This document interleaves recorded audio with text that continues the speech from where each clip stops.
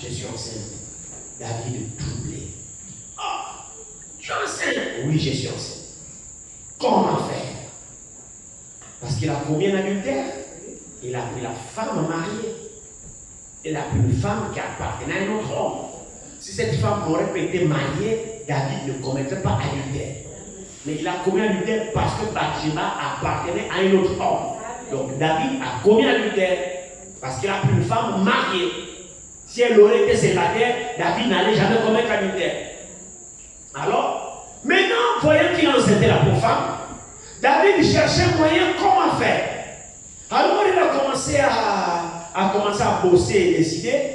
Et le mari de Bathsheba n'étant pas là, il était en guerre, puisque David tout était en guerre. Alors, Uri était en guerre. Alors David va bosser un plan.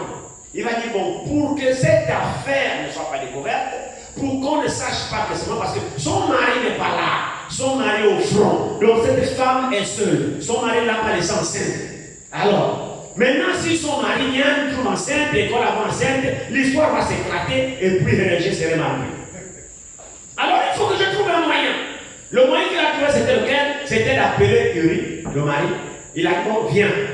Écoute, Uri ne part pas en guerre. Hein, je te dispense de la guerre. En toute façon, c'est moi le roi, c'est moi qui décide. Donc, je te dispense de la guerre, je te renvoie chez toi. Hein, va te réjouir avec ta femme, va dormir chez toi. En tout cas, dors en paix, ne pars pas en guerre, je t'accorde ce repos-là. Dors en paix. Uri dit, frère, quand Dieu est derrière quelque chose, et quand Dieu décide de vous mettre à nu, il le fera. Quel que soit le plan que vous faites, Dieu va vous démasquer.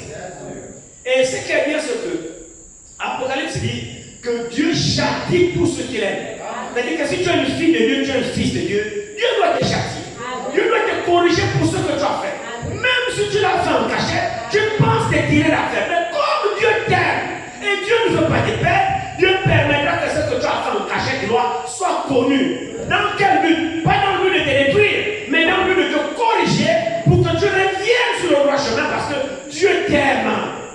C'est pourquoi la Bible dit, aie donc du zèle et répands-toi. Ne t'irrite pas quand Dieu te corrige. C'est ça la leçon que le monde tire dans ça. Alors David voulait faufiler effectivement avec son intelligence, tout ça. Alors Dieu a dit aussi le cœur d'Uri de refuser la proposition du roi. Uri dit au roi, il dit, oh, mon roi, comment le roi vive à jamais, moi je ne ferai jamais une chose pareille. Comment mon pays en guerre? Moi je vais aller me réjouir avec ma femme, coucher avec ma femme. Non, que loin de moi telle pensée, oh roi, viens à jamais, viens éternellement, loin de moi telle chose. Moi je ne peux pas. Mes frères sont au front, sont en train de mourir. Et moi je fais mon Dieu avec ma femme. Non, roi, non. David rien ne va plus dans ça. Et l'homme là, comment il ne comprend pas? Moi c'est moi le roi, je lui dis pas. La grossesse ne fait qu'évoluer. David a peur que le ventre de Bathsheba ne soit gonflé qu'on ne le couvre.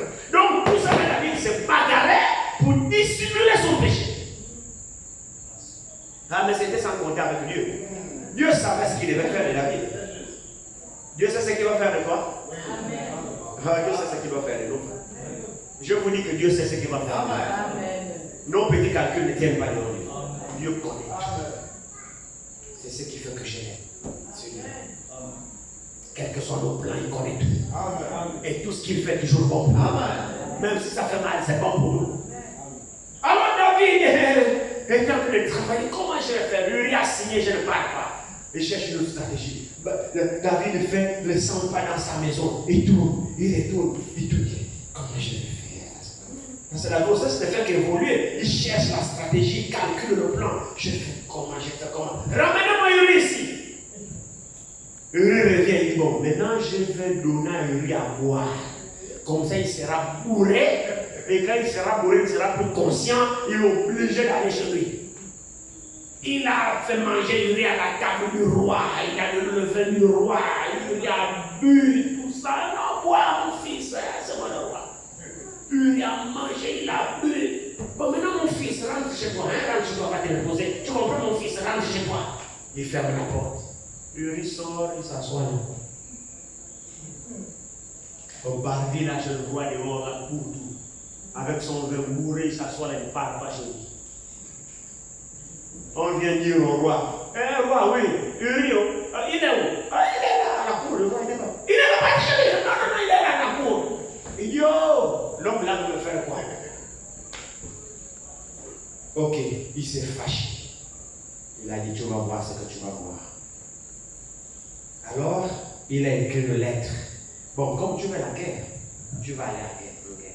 Il a appelé son chef, son général d'armée. Il a écrit une lettre. Il a dit, bon, dans la lettre là, il disait, général, je t'envoie le soldat Uri au front. Mais place Uri là où le combat fait rage. Tu le mets à la première ligne. Là où le combat fait rage là-bas, c'est là-bas, tu le mets au front. Là où les balles sifflent, là où première, tu places Uri là. Comme il dit qu'il veut me montrer qu'il est courageux, c'est un bon soldat, allez envoyer là. Il a écrit, il remet la lettre à qui? À Uri lui-même. C'est Uri, il n'ose pas ouvrir la lettre du roi. C'est scellé par le roi, il ne peut pas ouvrir. Le pauvre, il ne sait pas, il est pur, Uri. C'est vrai, non? Uri, il est pur dans son cœur. Il ne sait pas, il agissait avec pureté. Il ne pouvait pas se réjouir avec sa femme alors qu'il veut délivrer son pays. Mais David était en train de formater un plan. Uri ne savait pas. La lettre même que Uri amène là, c'est même sa propre condamnation, son arrêt de mort.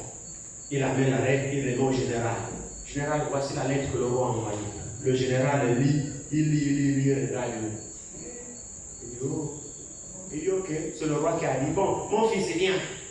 Il l'a affecté au front de combat, là où il fait l'âge. Et là-dedans, il a dit, s'il meurt, envoie-moi une nouvelle qu'il est déjà mort. Ça, c'est le calcul de l'homme. Tout ça pourquoi? Parce qu'il veut pas être démasqué suite à ce qu'il a fait. Mais tout ça, Dieu te laisse faire. Il y a beaucoup de projets dans le cœur de l'homme, mais ce sont les desseins éternels qui s'accompliront. Nous pouvons former les projets au nombre que nous sommes, mais seuls les desseins éternels qui s'accompliront. Alors il a envoyé Uri, boum, Uri est mort. Alors il a envoyé la note. Oh roi, viens à jamais. Le soldat Uri est mort. J'ai exécuté ton plan, il est mort. David enfin dégagé. Il dit enfin. Parce que l'Écriture dit, la femme ne peut être libre que si son premier mari est mort. Tant que son mari est vivant, si tu la prends, tu commets adultère. Donc David voulait légitimer maintenant son forfait. Il faut alors qu'il tue Uri. Il a tué Uri. Maintenant, comme on a dit que Uri est mort, là maintenant, plus que personne ne sait qu'il a enceinté la pauvre femme. Quand Uri est mort, alors il a pris Bathsheba, il a amené Bathsheba au palais. Vous voyez, ni vu, ni connu. David dit, j'ai réussi. Ni vu, ni connu. Bathsheba au palais avec la grossesse. Bathsheba enfante. Dieu dit, ok David. Dans tout ce que Dieu fait, David faisait là, Dieu voyait David. Dieu l'attend seulement tournant. Dieu est bon, hein? Dieu est bon. Alors quand l'enfant est né, l'enfant commence à grandir, Dieu a dit, tu es l'homme selon mon cœur, c'est vrai. Mais ce que tu as fait à l'enfant ne vivra pas. Ce que tu as fait à l'enfant ne vivra pas. Je vais tuer cet enfant. David l'enfant est né, David a jeûné. David aimait cet enfant. David a jeûné, il dormait dans la cendre, poussière, tout ça, rien à faire. Jusqu'à ce que les soldats, le serviteur, lui ont dit, ah, l'enfant est mort. David a arrêté le jeûner. David a arrêté le jeûner. Il a déplué ses habits et il a mangé. Les serviteurs ont dit, ah, roi, comment quand l'enfant était malade, tu ne mangeais pas? Tu jeûnais, tu faisais tout. Même parler aux gens, tu ne parles pas. Maintenant que l'enfant est mort, bizarrement, au lieu que tu pleures, au lieu que tu gémisses, mais bizarrement, tu te lèves, tu pars te laver, tu changes tes habits, tu mets le parfum, tu demandes à manger. On ne comprend pas. C'est même là où tu devais me le dire. Il dit non. Moi, si j'ai jeûné, c'est parce que je me disais que pendant que l'enfant était malade, dans mon jeûne, dans mon humiliation, peut-être Dieu aurait pitié de moi et il va guérir l'enfant. Mais maintenant que l'enfant est mort, l'enfant ne reviendra plus à la vie. Ça sert à quoi de jeûner? C'était ça la logique de David. Il a mangé. Et la sentence est tombée. Dieu a dit à David, ce que tu as fait en cachette, là je le ferai en public. Et nous savons ce qu'elle a eu après. Alors, Bathsheba est devenue maintenant sa femme. Dieu a pardonné à David.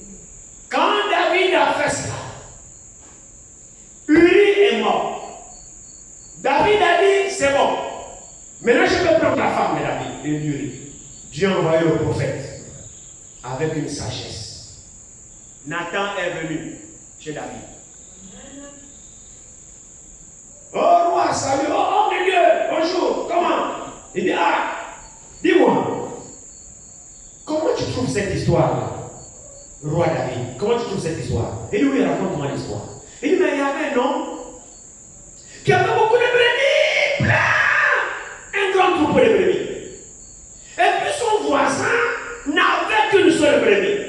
Alors celui qui avait beaucoup de brebis a reçu un autre de marque chez lui.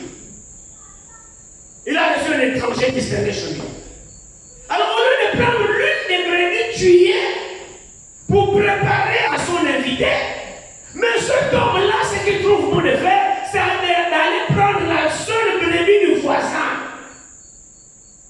Le voisin, la seule brebis qu'il avait là, il dormait même avec la brebis là, il la considérait comme son enfant, il chérissait, c'est la seule brebis qu'il avait. Alors celui qui a beaucoup de brebis, au lieu d'en prendre une, tuer et recevoir son invité, il va prendre la seule brebis que le voisin, le pauvre avait, et la tuer pour recevoir son étranger. David, rien qu'en écoutant cette histoire, il s'est fâché devant le prophète. Il a dit, l'Éternel, mon Dieu vivant, cet homme mérite la mort. Comment cet homme est méchant comme ça?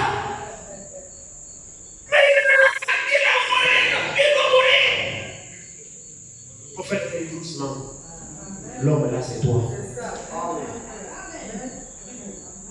L'homme là c'est toi. Tu as 500 femmes. Uri n'a qu'une seule femme. Les désirs que tu peux les assouvir avec les 500. C'est vrai, non? Tu vas chez Antoinette, tu vas chez Sophie ne te plaît plus. Tu vas chez Marguerite, tu vas chez. J'en sais rien, moi. Tu as 500. Mais tu tues un homme pour sa femme. Il n'a qu'une seule. Dieu a détesté cette histoire et Dieu a puni David à cause de ça. Dieu a châtié David à cause de ça. David, quand il a écouté ça, il s'est repenti. Il a pleuré. Il a demandé pardon à Dieu. Dieu lui a pardonné? Oui, Dieu lui a pardonné. Il dit, je te pardonne. Sauf que l'enfant qui te naîtra de cette femme mourra. Mais l'enfant adultérien est mort.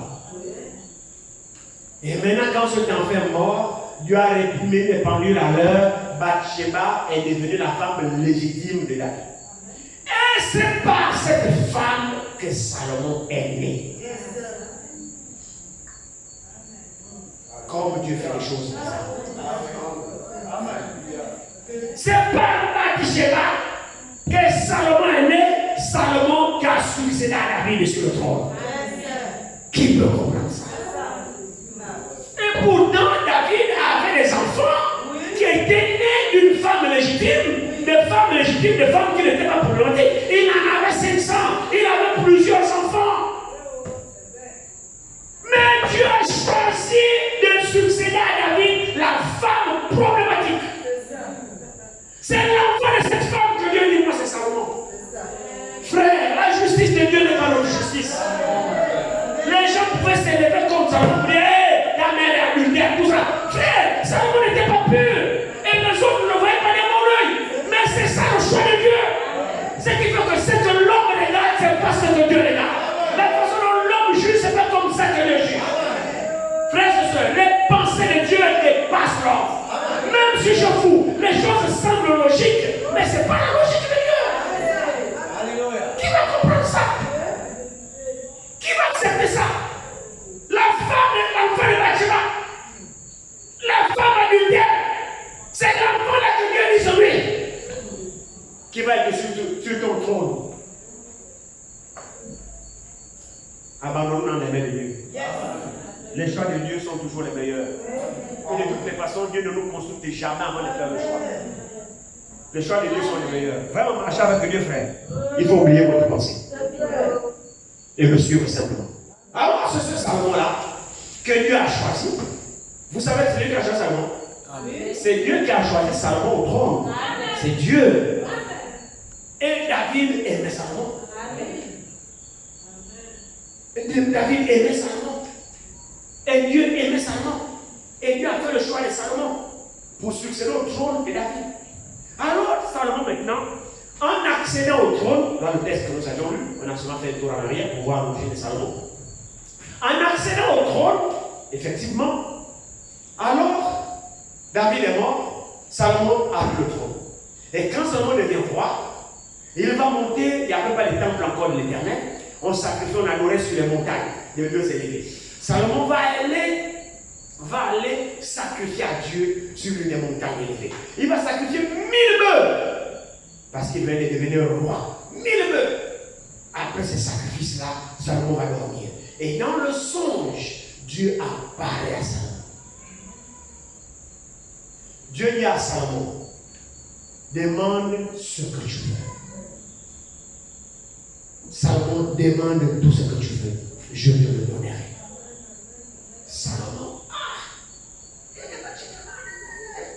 je veux.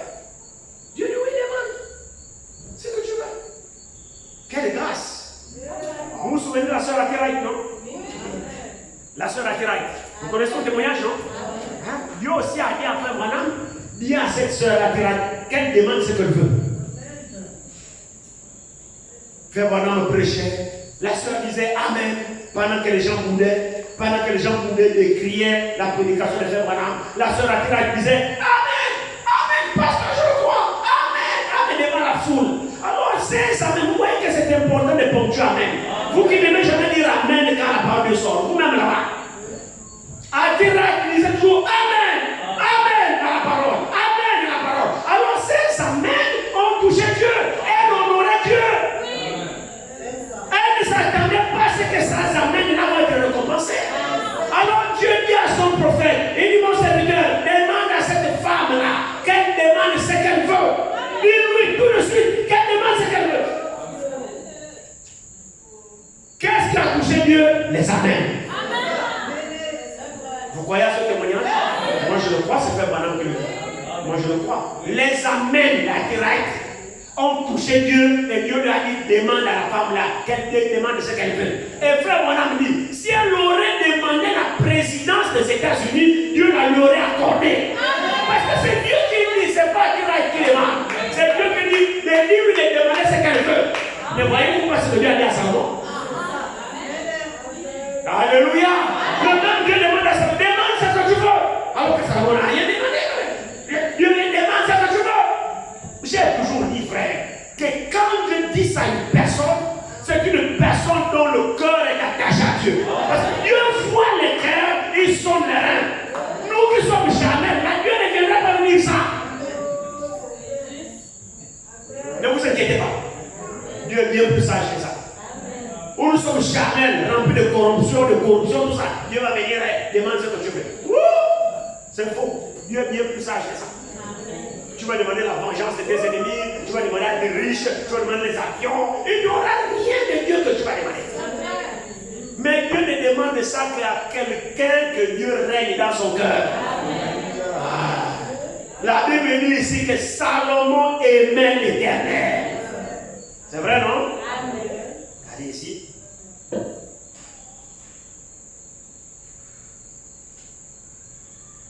Nous étions où? C'était un roi. Deux rois. C'était un roi. Oui, c'est ça, un roi. Un roi 3. Verset 3. Un roi 3, verset 3. Regardez quel est. Salomon aimait l'Éternel. Amen. Amen. Toi aussi tu l'aimes? Pas aimer notre façon là, mais aimer pour de vrai. Et il a dit celui qui m'aime, c'est celui qui garde tous les commandements. On ne peut pas aimer Dieu de la tête, on doit l'aimer du cœur. Donc Dieu doit voir que notre cœur est attaché à lui, comme fut le cœur de Salomon, comme fut le cœur de la sœur Akiraït. Alors comme Dieu aime, il faut que ton cœur est gagné à lui, et que pour que les choses du monde ne représentent plus rien. Alors Dieu peut te dire, demande ce que tu veux. Parce qu'il sait que tu le mettras à la première place. C'est à celui qui est né de nouveau à qui Dieu demande ça. Amen. Pas notre qualité là. Alors Salomon, Dieu va lui dire, Salomon aimait l'Éternel. Et Dieu va lui dire, demande ce que tu veux. Dieu a parlé à Salomon. Dieu a parlé à Salomon ici. Il dit, verset 5. À Gabaon, l'Éternel apparut en songe à Salomon pendant la nuit.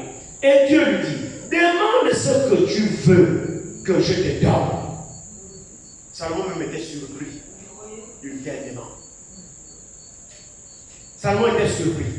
Alors Salomon n'a exprimé que ce qui était réellement dans son cœur. Salomon, en devenant roi, frères et sœurs, Salomon n'a pas regardé à la royauté.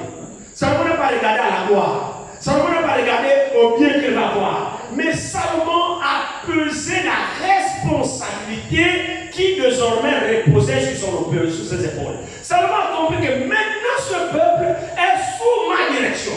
Et non seulement cela, comme nous avons vu ici, Dieu sait ce qu'il fait. Amen. Quand Dieu fait le choix sur quelqu'un, c'est parce que Dieu sait ce qu'il a mis dans cette personne. Amen. David, en ayant 500 femmes et en ayant beaucoup d'enfants, Dieu a vu effectivement dans les cœurs de beaucoup d'autres enfants qui n'avaient pas les dispositions qui étaient dans son cœur. Amen.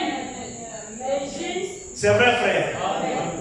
Parce que Dieu connaît ce qui est dans le cœur. Dieu connaît ce qui est caché. Et Dieu a vu les prédispositions qui étaient dans Salomon. Salomon était certainement ce garçon, effectivement, qui était attaché à son père.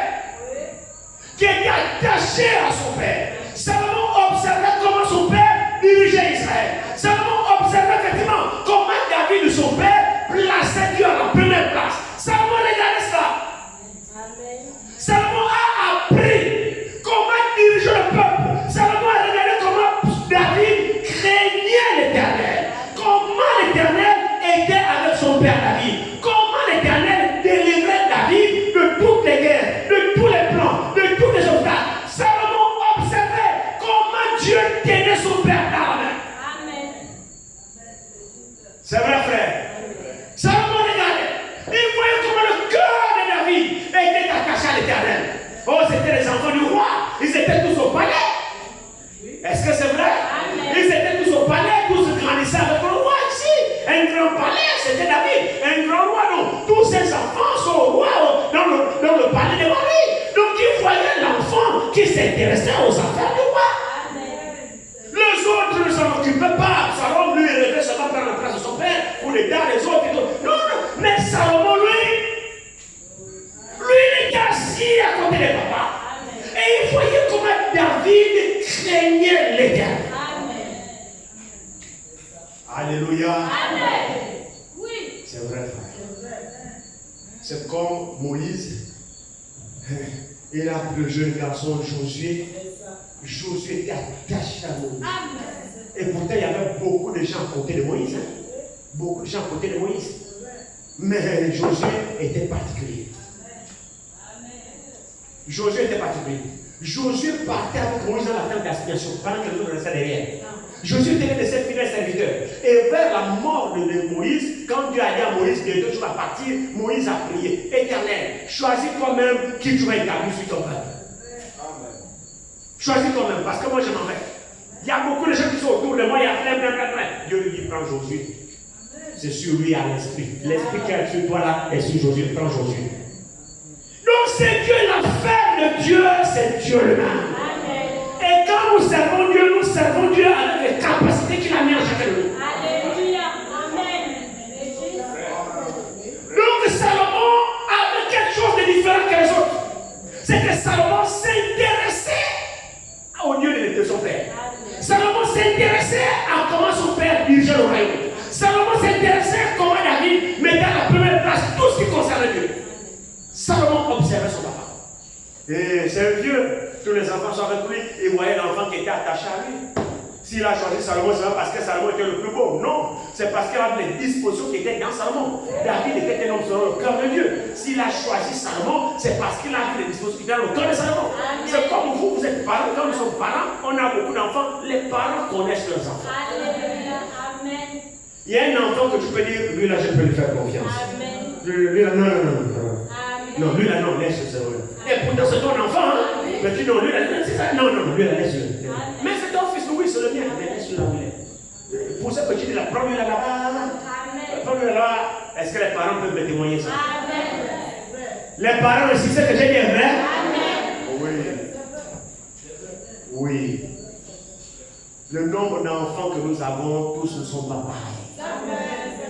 Il y a un enfant qui peut faire confiance dans certaines choses, dans certaines circonstances, et pas aux autres. Pourtant, tous sont vos enfants. C'est vrai, non? Oui. Alors, Salomon était particulier. Celui qui s'intéressait aux affaires du Père, cela l'a tellement marqué. Et la crainte de Dieu était dans son moment. Il grandissait avec ça. Il observait son Père. Alors, quand finalement son tour est arrivé, pour montrer vraiment que le cœur de Salomon n'était pas dans les richesses, voyez seulement ce qu'il a demandé à Dieu.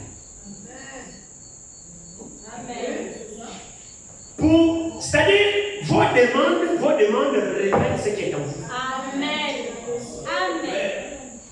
Est-ce que ça aussi c'est vrai? Vos demandes révèlent ce qui est en vous.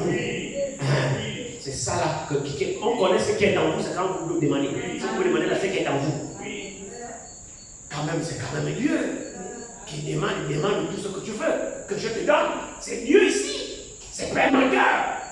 C'était l'occasion. Mais Salomon savait que son père était un guerrier, son père avait des ennemis partout. David avait des ennemis partout. Il était en guerre partout. David avait des ennemis. Alors Salomon connaissait les ennemis de son papa. Mais c'était l'occasion de venger. Mais bizarrement, quand Dieu demande à Salomon, demande ce que tu veux. Regardez avec moi ici la demande de Salomon ici. La demande de Salomon ici. Salomon verset 6. Salomon répondit, tu as traité avec une grande bienveillance ton serviteur David, mon père. Amen. Pourquoi peut-il dire ça à Dieu? Mais c'est parce qu'il a observé la relation de son père et Dieu. C'est pourquoi il a pu dire, tu as traité avec bienveillance mon père. Donc Salomon voyait comment Dieu traitait David. Salomon observait tout ça. Il lui dit ici,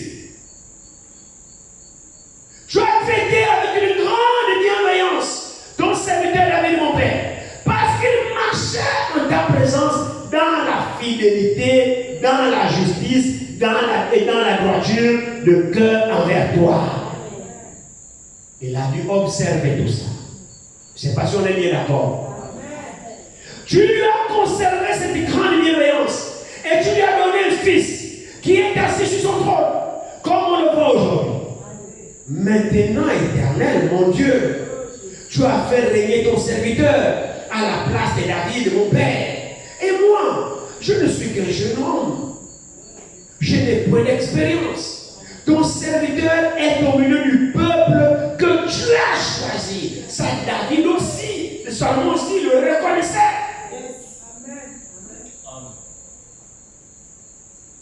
Peuple immense qui ne peut être ni compté ni dénombré à cause de sa multitude. Verset 9. Accorde à ton serviteur un cœur intelligent pour juger ton peuple, pour discerner le bien et le mal. Car qui pourrait juger ton peuple, ce peuple si nombreux? Alléluia. Amen. Nous voyons que la royauté portait peu à Salomon, mais au contraire, c'est la charge qui pesait sur Salomon. Amen. C'est la responsabilité qui pesait sur Salomon. Amen. Salomon comprit que, oh, malheur à moi, voici cette charge. Et Salomon comprit qui est roi sur toi, sur le peuple. Quel genre de peuple? Le peuple de l'Éternel. Amen.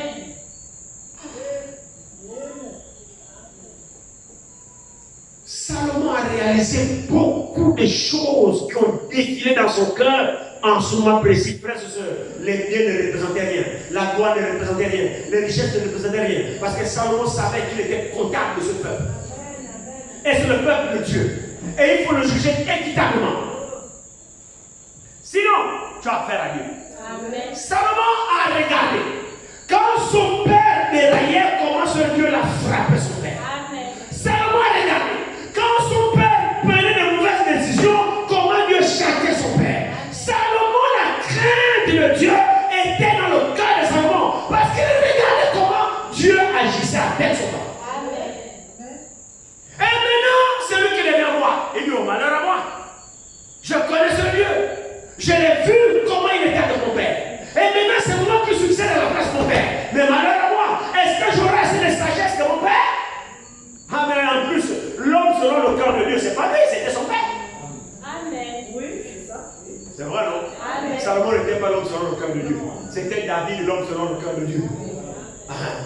Dieu avait une relation spéciale avec David et Dieu avait une autre relation avec Salomon.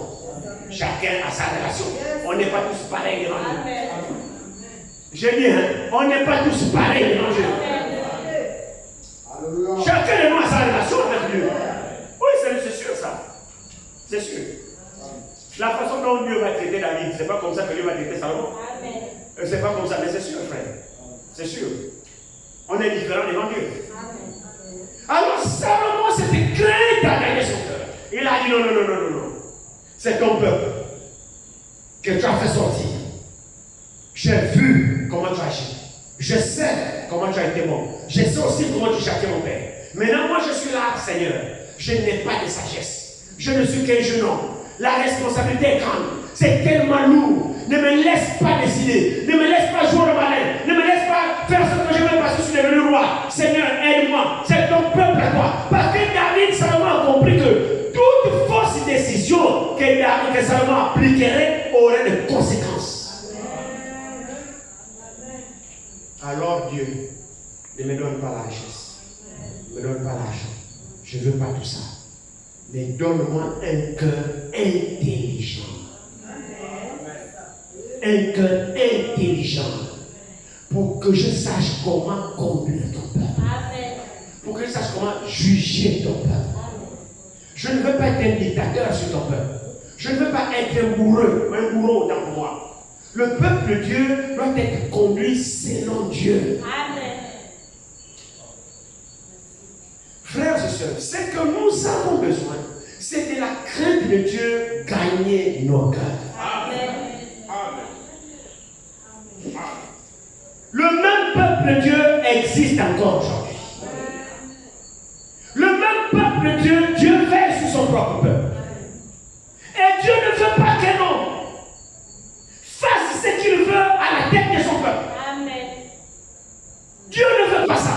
Amen. Dieu veut que le peuple de Dieu soit conduit selon la volonté de Dieu. Amen. Alors les hommes que Dieu prend dans sa main, ces hommes-là doivent chercher la face de Dieu nuit et jour. Amen. Amen. Frères et sœurs, c'est une responsabilité lourde. Amen. Plus qu'un poids normal. Quand vous avez affaire au peuple de Dieu, si c'est le peuple d'autres nations, il n'y a pas de problème. Ça, c'est le peuple des hommes, il n'y a pas de problème. Personne ne vous demandera de compte sur le peuple des hommes. C'est le peuple des hommes, et puis on s'en fout, les hommes sont ce qu'ils sont. Mais le peuple de Dieu, c'est un peuple qui appartient à Dieu. Amen. C'est une lourde responsabilité. C'est une lourde charge. C'est un fardeau et un poids. C'est pourquoi, frère, ce même sentiment dont Salomon était animé, ce sont ces sentiments qui doivent animer tout le monde. Amen. Amen. Tous les conducteurs, amen, tous les responsables, amen, doivent être animés, amen, de l'esprit dont Salomon a été animé. Amen. Et en le reconnaissant petit, Dieu a vu le cœur de Salomon. Et la Bible dit que cette demande plus à l'Éternel. Ne cherchons pas les richesses. Amen. Ne cherchons pas l'argent.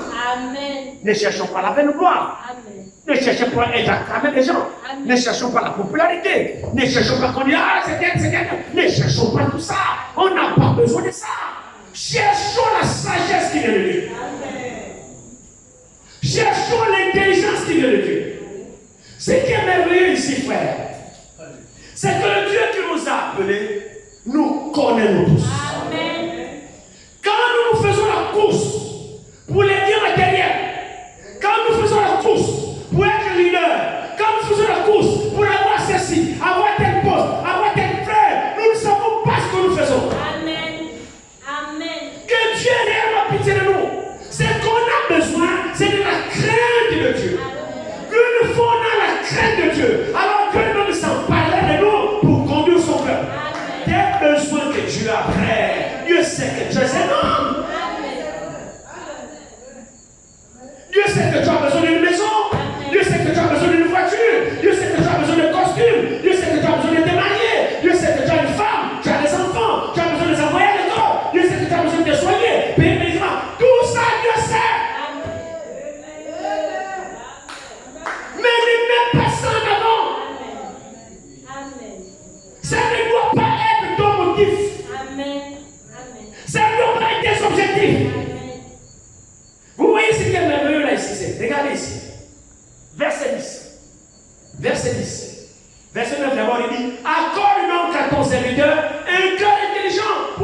peuple pour discerner le bien et le mal.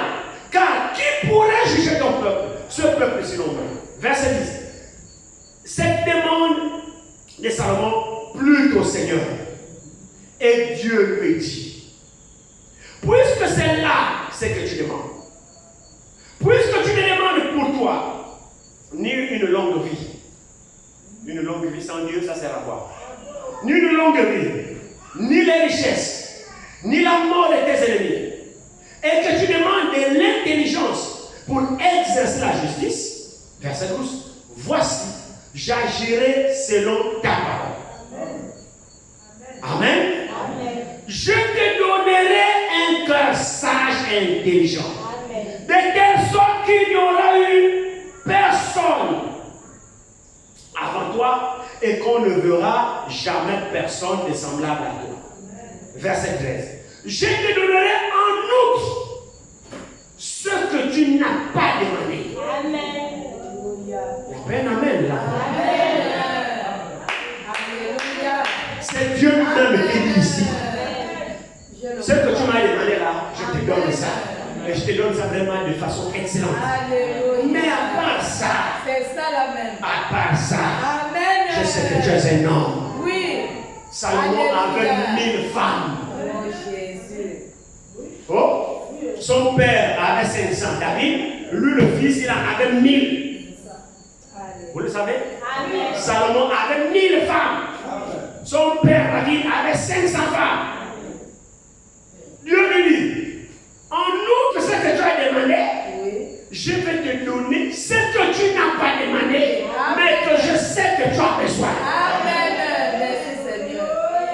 Amen. Alléluia. Alléluia. Vous voyez comment le Seigneur a dit, cherchez premièrement le royaume de Dieu, sa justice, et toutes les choses, c'est merveilleux, hein? Toutes les choses, la Bible dit toutes choses vous seront données par la suite. Mais quand la Bible dit toutes choses là, c'est toutes choses. Dans toutes choses là, mettez tout. Tu veux l'avion, il donne. Tu veux le château, il donne.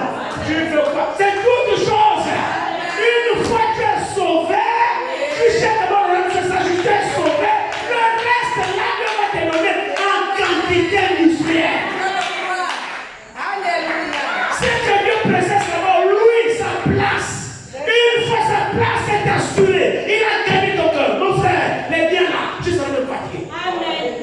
Mais nous plaçons la gloire avant tout. Nous mettons les biens matériels avant tout. C'est là où on force tout. Mettons d'abord Dieu devant. Il connaît tes besoins. Frère, ici c'est que Salomon, c'est que Dieu dit à Salomon aussi, ça doit nous enseigner. Amen. Plus que celle-là, c'est que tu as demandé. Tu n'as pas demandé une longue vie. Tu n'as pas demandé la vengeance des ennemis. Tu n'as pas demandé les richesses. Même si tu n'as pas demandé, je sais que tu en as besoin. Amen. Moi, Dieu, je te le donne. Est-ce que c'est le même Dieu que nous avons? Amen. Est-ce qu'il connaît tes besoins? Amen. Est-ce qu'il sait ce que tu veux? Amen. Souvent nous pensons que Dieu ne connaît pas le besoin dans lequel nous sommes. C'est souvent ce que nous pensons.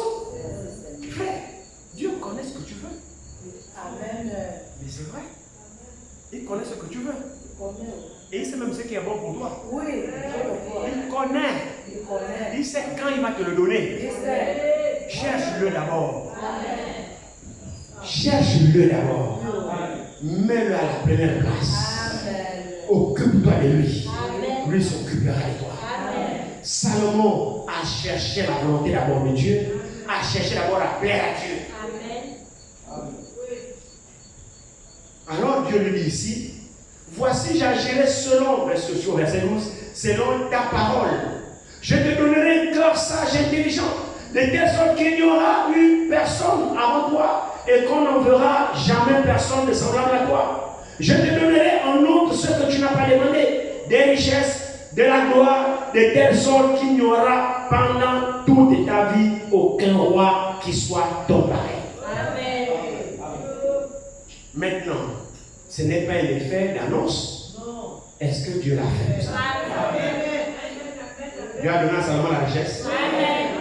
Dieu a donné à Salomon la gloire. Amen. Frère, mais la gloire de Salomon était sur toute la terre. La sagesse de Salomon gagnait les contrats.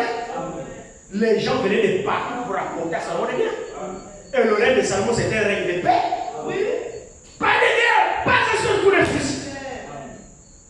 À tel enseigne que pendant son règne paisible, plus qu'il a demandé un cœur intelligent, Dieu lui a donné un règne de paix pour permettre à Salomon de jouir de tout. Amen. Oh frère, c'est lui qui nous enseigne dans le proverbe. Il dit, moi le proverbe, j'ai appliqué mon cœur à la sagesse. Ce que j'ai désiré, j'ai tout obtenu. Amen. Dieu a donné à Salomon tout ce qu'il désirait. Les femmes en grand nombre. Salomon veut le rouge, il est libre. Tu veux du bleu, il est libre. Tu veux du violet, il est libre. Au point, il en avait 1000. Et il était en ordre avec Dieu. Malgré ces deux femmes. Pourquoi? Dieu a donné au cœur de Salomon de se réjouir à cause de la demande qu'il a faite. Dieu a laissé Salomon se réjouir et lui réjouis-toi. Je te permets de te réjouir avec tout ce que tu veux. Il n'y a pas eu un roi qui a joué de ses jouissances comme Salomon. C'est pourquoi, lorsque nous peinons dans la profondeur d'Ecclésiaste, il dit vanité de vanité. Tout est vanité et poursuite du vent. Parce que j'ai tout eu. J'ai tout eu. Dans ce monde, j'ai tout eu. C'est qu'un homme va avoir, j'ai eu. Il n'y a jamais eu un roi comme Salomon. C'est que Dieu a dit est vrai. Tout ça pourquoi? Même les bébés là-bas. Donne-nous un cœur intelligent. Je te donnerai ce que tu as demandé. Et même ce que tu n'as pas demandé, je te donnerai. Les richesses, la gloire. C'est vrai, non? Salomon en a compté. Amen. Il n'y a pas eu de roi semblable à Salomon. Jamais. Pourquoi? Parce que Salomon a compris la responsabilité qui reposait sur lui. Salomon ne même pas demandé les biens. Mais les biens sont venus le trouver. Amen. Amen. Salomon n'a pas demandé la gloire. La gloire est venue le trouver. Amen. Au point où la royauté de Salomon a gagné toute la terre. Amen. Les gens venaient de partout pour voir la sagesse de Salomon. Les rois venaient de partout pour entendre ça. Pourquoi c'est la phrase du Seigneur? Mais c'est parce que Salomon a appliqué d'abord son cœur.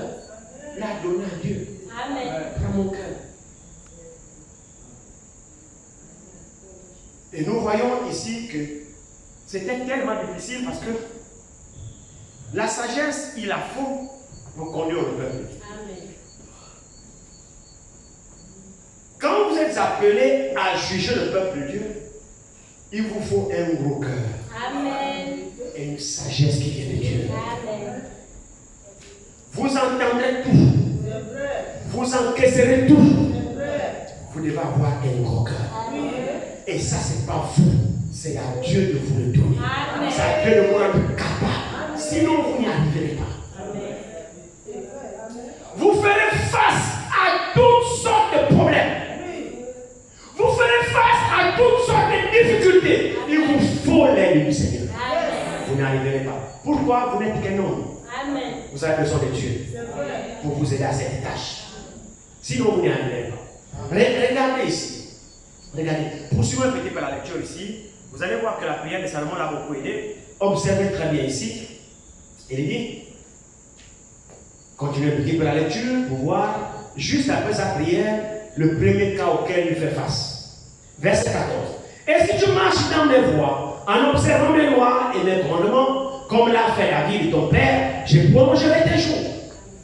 Salomon s'éveilla et voilà le songe. Salomon revint. Voilà le songe. Salomon revint à Jérusalem et se présenta devant l'arche de l'alliance de l'Éternel. Il offrit des holocaustes et des sacrifices d'action de grâce et il fit un festin à tous ses serviteurs. Alors deux femmes prostituées vinrent chez le roi et se présentèrent devant lui. Premier problème. Parce qu'on n'a pas été établi sur le peuple pour faire le malin. Tu n'es pas devenu roi pour manger l'argent. Tu n'es pas devenu roi pour manger le gros argent. Oh, roi, viens jamais. Non. Tu es devenu roi aussi pour traiter les problèmes. Pour juger avec droiture.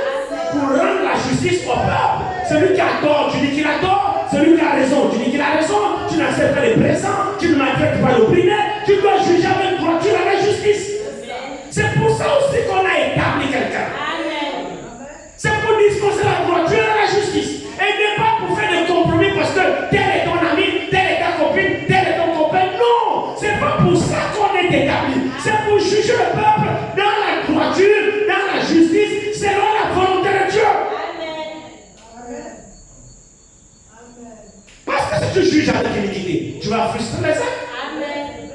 L'autre qui a raison, comme l'autre est ton ami, il t'a donné de l'argent, tu lui dis que non, il a raison alors qu'en principe il a tort. Amen. Non. Il ne faut pas juger avec iniquité. Ah. Maintenant, Salomon va faire place au premier cas. Il en aura une multitude dans son royaume, pendant son magistère. Voici le cas auquel il fait face. Ici. Verset 7. Alors, 2 femmes prostituées vinrent chez le roi et se présentèrent devant lui. L'une des femmes dit: Pardon, mon Seigneur, moi et cette femme, nous demeurions dans la même maison, et j'ai accouché près d'elle dans la maison. 3 jours après, cette femme a aussi accouché. Nous habitions ensemble.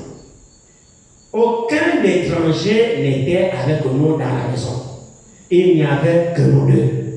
Le fils de cette femme est mort pendant la nuit parce qu'elle s'était couchée sur lui. Elle s'est levée au milieu de la nuit. Elle a pris son fils à mes côtés. Elle a pris son fils à mes côtés. C'est ça, non? Elle a pris mon fils à mes côtés, oui, tandis que ta servante dormait. Et elle l'a couché dans son sein. Et son fils qui était mort, elle l'a couché dans mon sein. Le matin, je me suis levé pour allaiter mon fils. Et voici, il était mort. Je l'ai regardé attentivement le matin. Et voici, ce n'était pas mon fils que j'avais enfanté.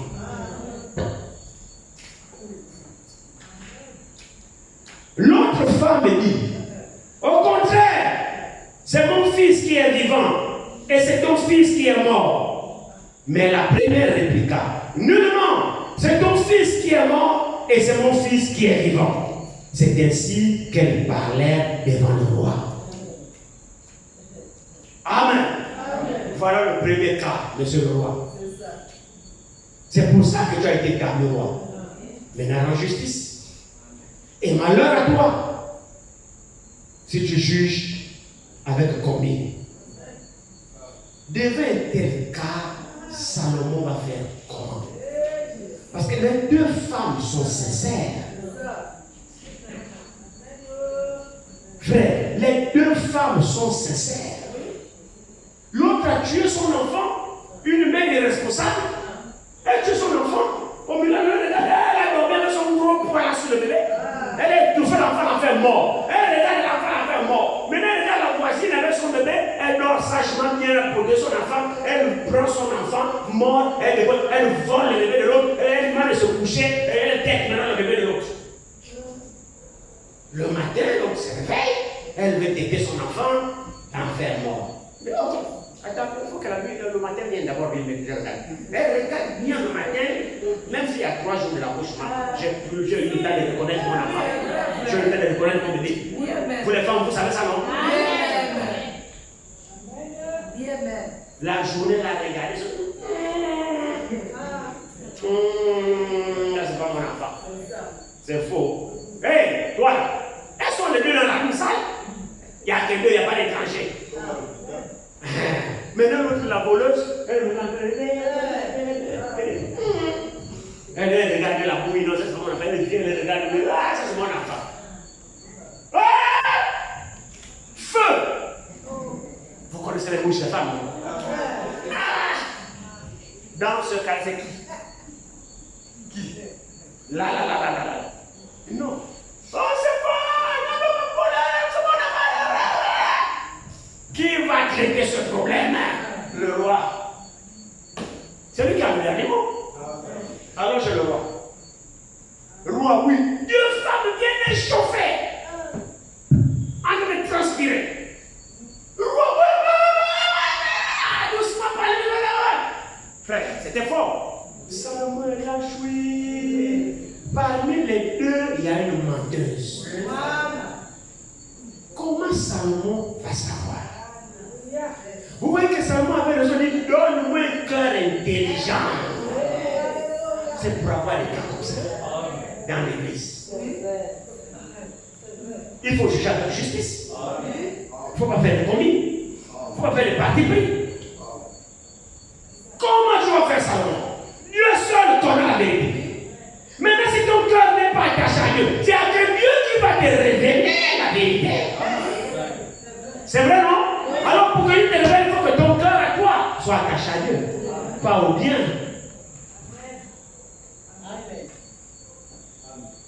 Elles font le boucan devant Salomon. Oh, moi, j'ai couché. C'est que non, c'est faux. C'est mon enfant qui est dans ce truc, c'est que moi, non, c'est faux. C'est mon enfant, non, c'est faux. Bon, devant ça, Salomon dit, pardon. Lisons un peu. Lisons. Verset 23. Le roi dit, l'une dit, sur verset 23. Le roi dit, l'une dit, c'est mon fils qui est vivant et c'est ton fils qui est mort. Et l'autre dit, nullement, c'est ton fils qui est mort et c'est mon fils qui est vivant. Ah! Maintenant, on fait comment? Souvenez-vous, il venait de demander à Dieu. Je ne veux pas l'or. Je ne veux pas l'argent. Je ne veux pas la gloire. Je ne veux pas les biens. Mais je veux un cœur intelligent. Dieu a dit, plus que c'est ce que tu as demandé, alors je vais te donner un cœur intelligent et la sagesse pour diriger mon peuple. Maintenant, il faut que Dieu exauce.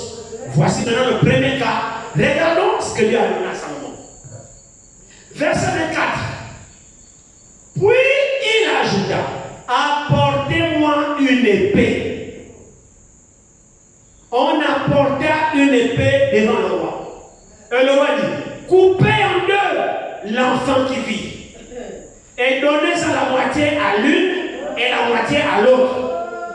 Alors la femme dont le fils était vivant sentit ses entrailles se mouvoir pour son fils. Elle dit au roi, ah, mon Seigneur, donnez-lui l'enfant qui vit et ne le faites point mourir. Mais l'autre dit, il ne sera ni à moi ni à toi. Coupez-le.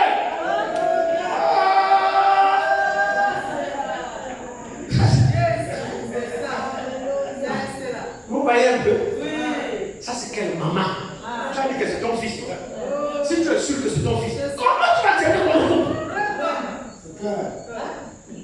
Rien que par ça, elle a révélé sa nature. Regardez ce que ça demande. Après, c'était fini. C'est ça la sagesse. Regardez la suite. Regardez la suite ici. Verset 27. Et le roi prenant la parole dit, donnez à la première l'enfant qui vit et ne le faites point mourir. C'est elle qui est sa mère. Alléluia. Donnez à la première l'enfant qui vit. C'est elle la vraie mère. C'est pas la boucanière. Salomon s'est servi de quoi? De l'épée. Or, nous savons que l'épée, c'est la parole de Dieu. Donc, pour juger tout problème au milieu des enfants de Dieu, servez-vous toujours de l'épée de l'esprit, qui est la parole de Dieu. C'est vrai. Salomon aurait pu dire, j'en sais rien moi, prenez une bassine et noyez l'enfant. Ou j'en sais rien, prenez la corde et tout fait l'enfant pour que l'enfant meure. Non. Salomon a dit, apportez-moi une épée.